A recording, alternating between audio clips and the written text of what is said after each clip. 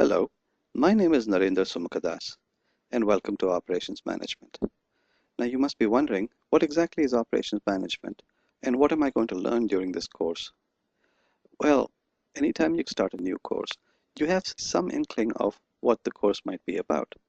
For example, when I went into my first class in marketing management, marketing is something that we've all been exposed to in the sense that we have all been marketed to at different times in our lives. And here is the impression of marketing that I had. That's when you put your hands in the other person's pocket and make sure they're empty by the time you're done. How about accounting? Well, that's when they give you enough training that you can pick up a telephone book and simply add up all the numbers at one end.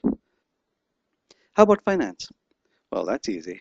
That's when you buy low and sell high.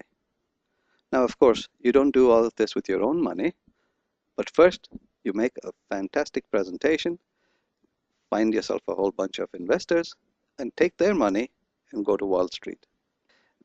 So now what is operations about? Well, clearly operations management must be about production management, managing a factory setting, thinking about something in the manufacturing sector. And many of you are probably wondering, why am I even studying operations management? I don't plan a career in the manufacturing sector. I'm looking for a career in the service sector. And you're right. Most of you will probably end up in the service sector simply because the rate at which the service sector has been exploding over the last so many years and is continuing to grow, most of the economy is in the service sector.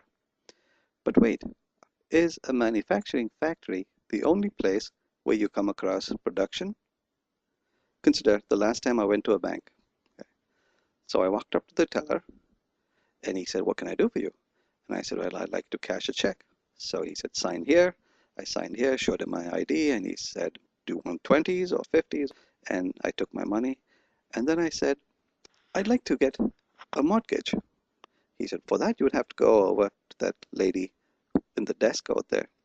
So I went over to that lady and I got myself a mortgage. And after that, I asked the lady, "Well, now I have a checking account at your place and a mortgage. What other kinds of services do you provide?" And she said, "Oh, we provide a whole bunch of financial products." Financial products? But I don't see, where's your factory? Go and talk to our manager sitting in the corner office over there, and she will give you a better idea of all the financial products. I went over to the corner office and I asked this manager, "Where's your factory?" And she said, "We don't have a factory. We don't need a factory." Now think about where else you see the term production. How about a film production? How about another kind of production? Well, let's say you're producing a magic show. Or here's another kind of production you might be familiar with. Think back to your high school play. Now, let's think about a more common kind of production environment that you're likely to encounter. And here you are sitting at your desk and your boss loads you up with a pile of work, but you're sharp. So you slice through that work and it's all finished. But your boss gives you more work and even more work and even more work. Now you can see that basically what you're doing is you're taking inputs and you're producing outputs. And to do this production, you're using transformation processes. You don't have a factory of any sort, but you have transformation processes. Now, this transformation processes could involve something as simple as doodling on a piece of paper or clickety-clack on a computer keyboard. But whatever you're doing, you're transforming inputs into outputs, and that is the kind of production you're likely to be doing.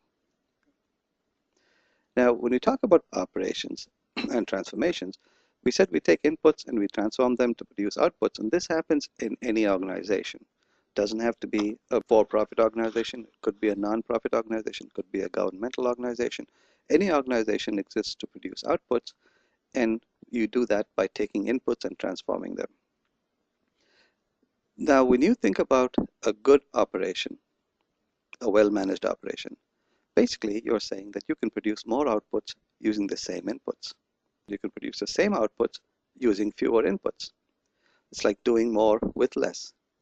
A term that we use is productivity, which is outputs divided by inputs. And productivity measures how many outputs can I produce for every unit of input